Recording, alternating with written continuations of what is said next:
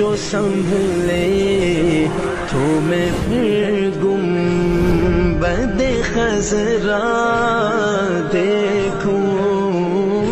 हदीस पाक में आता है कि जब कोई नेक इंसान इस दुनिया से जाता है तो उसके रूह को कब्ज करने के लिए जन्नत से फरिश्ते जन्नत की खुशबू लेकर आते हैं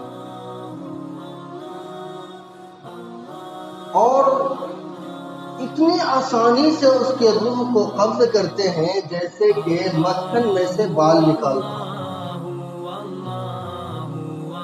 अब आप जरा इस पर गौर कीजिए कि मक्खन में से बाल निकालने में जर्रा बराबर भी एहसास होता है? नहीं होता। और किताबों के अंदर आता है कि आसमान और जमीन के वो दरवाजे, आसमान के वो दरवाजे जहां से उस बंदे का रिज़्क़ उतारा जाता था, उस आदमी की मौत पर आसमान के वो दरवाजे भी होते हैं।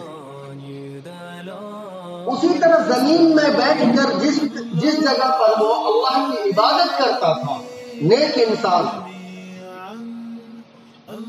तो वो जमीन भी उस जगह की जमीन जहां पर वो बैठकर इबादत करता था वो भी होता। तो नेक लोग अगर इस दुनिया को छोड़कर जाता है तो उसके साथ ऐसा मामला होता है। हज़रत साद रज़ी अल्लाह तआला अन्हु एक सहाबी है, उन वफात पा गए। नबी करीम सल्लल्लाहु अलैहि वसल्लम उनके जनाजे में तशरीफ ले गए। आप सल्लल्लाहु अलैहि वसल्लम पंजों के बल चल रहे, पूरे पैर जमीन पर नहीं रख रहे थे बल्कि पंजों के बल चल रहे। किसी सहाबी ने अर्ज किया कि अल्लाह के नबी, आज तक तो हमने कभी ऐसा नहीं देखा कि किसी भी जनाजे में आप गए हो और पंजों के बल चल रहे हो। नबी करीम सल्लल्लाहु अलैहि वसल्लम ने फरमाया कि हजरत साद रज़ी अल्लाह अन्हु के जनाजे में इतने फरिश्ते आए कि मुझे जमीन पर पैर रखने की जगह नहीं। अब आप सोचिए कि हजरत साद रज़ी अल्लाह तआला अन्हु का किरदार कैसा हो, उनका अखलाक कैसा हो कि उनके जनाजे में फरिश्ते तशरीफ ले। फिर कुछ दिनों के बाद नबी करीम सल्लल्लाहु अलैहि वसल्लम ने फरमाया कि साद की जुदाई में अल्लाह का अर्श भी 3 दिन तक रोका। अल्लाह का अर्श भी 3 दिन तक रोका। तो मेरे दोस्तों, मैं शुरू में मैंने जो बात कही वो यही कही कि जो इंसान नेक अमल करके, अच्छा अमल करके इस दुनिया से जाता है उसकी मौत भी उसी एतबार से आती है, उसकी मौत भी अच्छी आती है। हदीस पाक में आता है कि जब नेक इंसान इस दुनिया को छोड़कर जाता है, जब उसके घर वाले उसके जनाजा लेकर जाने वाले होते हैं, अल्लाह तबारक व तआला फरिश्तों को हुक्म देते हैं कि जाओ, मेरा ये नेक बंदा इसका जनाजा लेकर इनके घर वाले कब्रिस्तान की तरफ जा रहे हैं, तुम रास्तों के दोनों तरफ खड़े हो जाओ, उनका इस्तकबाल करो। अब आप बताइए कि फरिश्ते नेक इंसान का इस्तकबाल करने के लिए रास्तों के दोनों तरफ खड़े होते हैं। उसी तरीके से हदीस में आता है कि जब उस इंसान को दफन कर दिया जाता है तो अल्लाह तबारक व तआला फरिश्तों को हुक्म देते हैं कि जाओ, मेरा ये बंदा थका मांदा इबादत करके दुनिया में थक चुका है, जरा इसके पास जाओ और जाकर कहो कि नम कनौ मिल खरोस, मेरे बंदे तू दुल्हन की नींद सो जा। मुफस्सिरीन ने लिखा है, मुहद्दिसीन ने लिखा है कि ये अजीब बात कही कि दुल्हन की नींद सो जा, ये क्यों नहीं कहा कि राहत की नींद सो जा, चैन की नींद सो जा। मुफस्सिरीन ने यहाँ पर नुक्ता बयान किया, फरमाते हैं कि जो नई नवेली दुल्हन घर में आती है, जब वो सो जाती है तो उसको जगाने वाला उसका महबूब होता है, उसका शौहर होता है, उसका खाविंद होता है। کہ نیک انسان قبر میں سوئے گا، قیامت کے دن اٹھے گا تو یہ اپنے پروردگار کو دیکھ رہا، اس کو جگانے والا اس کا پروردگار ہوگا۔ اسی لیے میں نے قرآن کریم کی وہ آیت پڑھی، یا ایتھا النفس المطمئنہ، کہ اے اطمینان والی روح، ارجعی الی ربک راضیۃ مرضیہ، اپنے پروردگار کی رضامندی کی طرف چل، اس حال میں کہ تو اس سے راضی اور وہ تجھ سے راضی۔ فادخلی فی عبادی وادخلی جنتی، اور میرے نیک بندوں میں شامل ہو جا اور میرے جنت میں داخل ہو۔ تو قرآن کریم کی یہ آیت کس کے لیے ہے؟ اس نیک انسان کے لیے جس کا کردار، جس کا اخلاق اس دنیا میں بہتر سے بہتر ہو، جس نے تمام فرائض و واجبات کو صحیح طریقے سے ادا کر کے اس دنیا کو چھوڑ کر جا رہا ہو، جس نے نبی کریم صلی اللہ علیہ وسلم کی ایک ایک سنت پر صحیح طریقے پر عمل کیا۔ میرے دوستو، حضرت عمر رضی اللہ تعالی عنہ کے زمانے میں ایک نوجوان تھا، بہت زیادہ عبادت کرتا تھا، اس کا دل مسجد میں اٹکا ہوا رہتا تھا، ہر وقت عبادت کرتا تھا۔ حضرت عمر رضی اللہ تعالی عنہ اس نوجوان سے بہت محبت کرتے، لیکن اس نوجوان کا باپ مسجد سے دوری میں کہیں پر رہتے تھے، تو یہ نوجوان ہر دن رات میں عشاء کی نماز پڑھ کر اپنے والد محترم سے ملنے کے لیے جاتا تھا، لیکن راستے میں ایک وحشیہ عورت رہتی تھی۔ وہ یہ دیکھنے لگی کہ یہ نوجوان ہر دن اپنے والد سے ملاقات کرنے کے لیے جاتا ہے اور اتنا نیک ہے، کیوں نہ اس کو بہلایا جائے، پھسلایا جائے۔ پھر عورتوں کی چال، یہ نوجوان ایک دن رات میں جا رہا تھا، اس نے بہلایا پھسلایا، آخرکار نفس ہے یہ بہک گیا، اس عورت کے گھر کی طرف چلنے لگا، لیکن جیسے ہی دروازے پر قدم رکھا اسے قرآن کریم کی ایک آیت یاد آئی، ان الذین اتقوا اذا مسهم طائف من الشیطان تذکروا فاذا هم مبصرون، کہ بے شک وہ لوگ جب شیطان ان کو چھونے لگتا ہے تو وہ ڈر جاتے ہیں، طائف من الشیطان، وہ اللہ کو یاد کرتے ہیں۔ اچانک اس کو قرآن کریم کی یہ آیت یاد آئی، وہیں پر غش کھا کر گر پڑا، بے ہوش ہو گیا۔ اب وہ وحشیہ عورت وہ سوچنے لگی کہ یار میرے پلے نہ پڑ جائے، ایک باندھی تھی، اس کو بلایا اور راتوں رات اس نوجوان کو اٹھا کر اس کے والد کے دروازے پر چھوڑ آئے۔ اب چونکہ ان کے والد محترم خود اس نوجوان کا انتظار کرتے تھے کہ کب آ جائے، کافی دیر ہو گئی، دروازہ کھولا تو دیکھتا ہے کہ اس کا بیٹا اس کے دروازے پر پڑا ہوا ہے، بے ہوش ہے۔ لوگوں کو بلایا، کسی طرح اس نوجوان کو اٹھا کر گھر کے اندر لایا۔ تھوڑی دیر میں اس نوجوان کو ہوش آیا، والد نے پوچھا کہ بیٹے کیا ہوا، بتاؤ تو صحیح۔ پورا واقعہ اس نوجوان نے اپنے والد محترم کو سنایا۔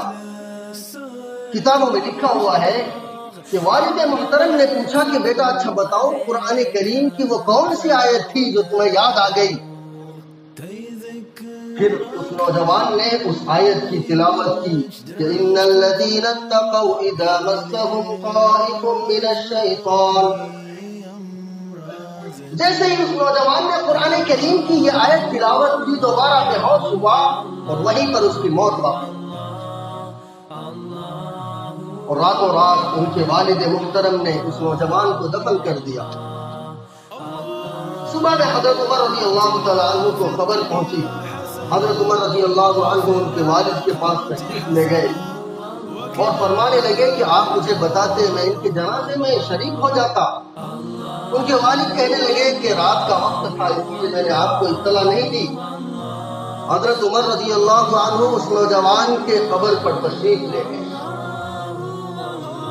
اور وہاں پر جا کر قرآن کریم کی ایک آیت پڑھی، وَلِمَنْ خَافَ مَقَامَ رَبِّهِ جَنَّتَانِ، کہ جو شخص اللہ رب العزت کے سامنے کھڑا ہونے سے ڈرتا ہے، حساب دینے سے ڈرتا ہے، اسے یہ احساس ہوتا ہے کہ جب میں مروں گا تو اللہ رب العزت کے دربار میں ہمارے ایک ایک اعمال کا ہمیں جواب بھی دینا ہے۔ اسی لیے حضرت عمر رضی اللہ تعالیٰ عنہ نے فرمایا کہ وَلِمَنْ خَافَ مَقَامَ رَبِّهِ جَنَّتَانِ، کہ جو شخص اپنے رب کے سامنے کھڑا ہونے سے ڈرتا ہے تو اس کے لیے 2 جنتیں ہیں۔ کتابوں میں لکھا ہوا ہے کہ قبر مبارک سے آواز آئی، اے عمر رضی اللہ تعالیٰ عنہ، اللہ رب العزت نے مجھے 2 جنتیں عطا کی۔ تو میرے دوستوں، کہنے کا مقصد یہی ہے کہ جو انسان اچھا عمل کر کے، نیک اعمال کر کے اس دنیا سے جاتا ہے، اللہ تبارک و تعالیٰ اس کی موت بھی اسی حساب سے عطا کرتا ہے۔ ایسا ہو نہیں سکتا کہ کوئی انسان فاسق و فاجر والی زندگی گزارے اور اسے اچھی موت آ جائے، ایسا نہیں ہو سکتا، کیونکہ موت ہی تو ایک سیڑھی ہے نا، اس دنیا کو چھوڑ کر عالم برزخ میں پہنچنے کا، اگلے جہان میں پہنچنے کے لیے موت ہی ایک سیڑھی ہے۔ اور قبر کی منزل تو سب سے پہلی منزل کہلائی جاتی ہے۔ حضرت عمر بن عبدالعزیز رحمت اللہ علیہ ایک جنازے میں تشریف لے گئے اور ایک قبر مبارک کے پاس کھڑے ہو کر رونا شروع کر دیا۔ لوگوں نے کہا کہ آپ تو جنازے کے سرپرست ہیں اور آپ ہی رو رہے ہیں۔ حضرت عمر بن عبدالعزیز رحمت اللہ علیہ فرمانے لگے کہ قبر نے ہم سے ہم کلامی کی۔ لوگوں نے کہا کہ کیا ہم کلامی کی، ذرا ہمیں بتائیے۔ حضرت عمر بن عبدالعزیز رحمت اللہ علیہ کہنے لگے کہ میں نے پوچھا، قبر مبارک نے مجھ سے پوچھا کہ عمر بن عبدالعزیز تمہیں معلوم ہے کہ جب انسان میرے اندر آ جاتا ہے تو میں اس کے ساتھ کیا کرتی ہوں؟ حضرت عمر بن عبدالعزیز رحمت اللہ علیہ نے فرمایا کہ بتاؤ کیا کرتی ہو؟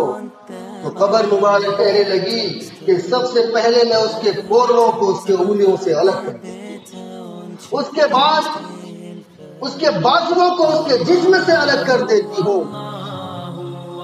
قبر مبارک، قبر کو مبارک بنانا ہے تو اس دنیا میں بھی اپنی زندگی کو مبارک بنا کے چلنا پڑے گا، نہیں تو پھر آپ نے بارہا عذاب قبر کے بارے میں سنا ہوگا کہ کس طرح سے قبر میں عذاب دیا۔ انشاءاللہ پھر اس کے بارے میں اگلے جمعے میں آپ کے سامنے بیان کروں گا۔ ایک مختصر سا واقعہ آپ کے سامنے بیان کرنا چاہتا ہوں جو کتابوں میں لکھا ہوا ہے۔ فرماتے ہیں کہ قیامت کے دن حضرت آدم علیہ السلام کے لیے عرش کے پاس ایک جگہ متعین ہو۔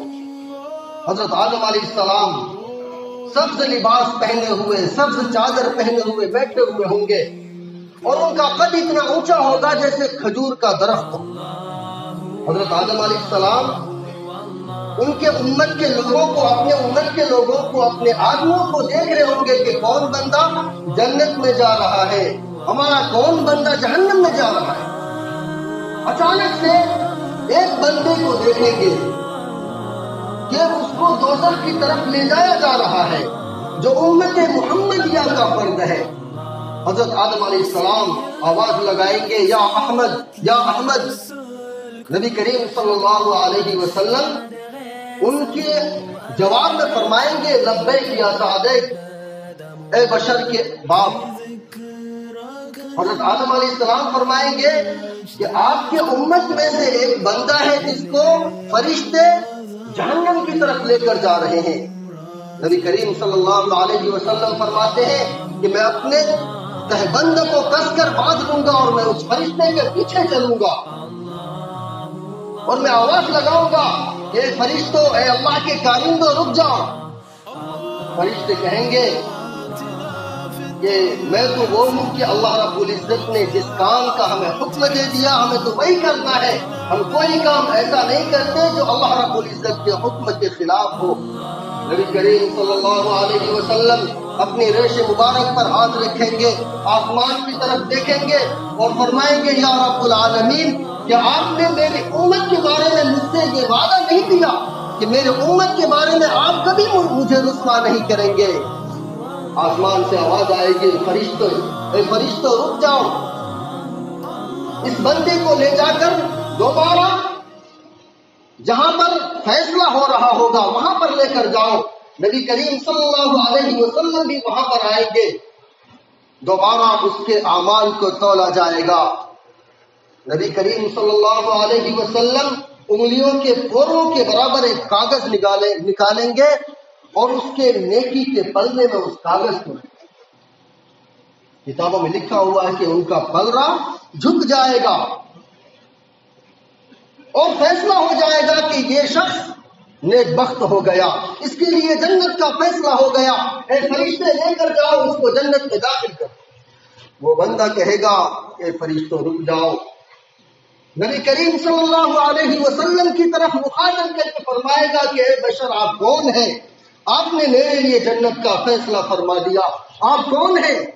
نبی کریم صلی اللہ علیہ وسلم فرمائیں گے میں نبی محمد رسول اللہ صلی اللہ علیہ وسلم ہوں، اور میں نے جو وہ پرزہ تمہارے نام اعمال میں ڈالا تھا وہ درود شریف ہے جو تم دنیا میں پڑھا کرتے تھے۔ آج ایسے وقت میں کام آیا جس وقت میں تجھے سب سے زیادہ اس کی ضرورت ہے۔ تو میرے دوستو، نبی کریم صلی اللہ علیہ وسلم پر جتنا زیادہ سے زیادہ ہو سکے درود شریف پڑھا کرے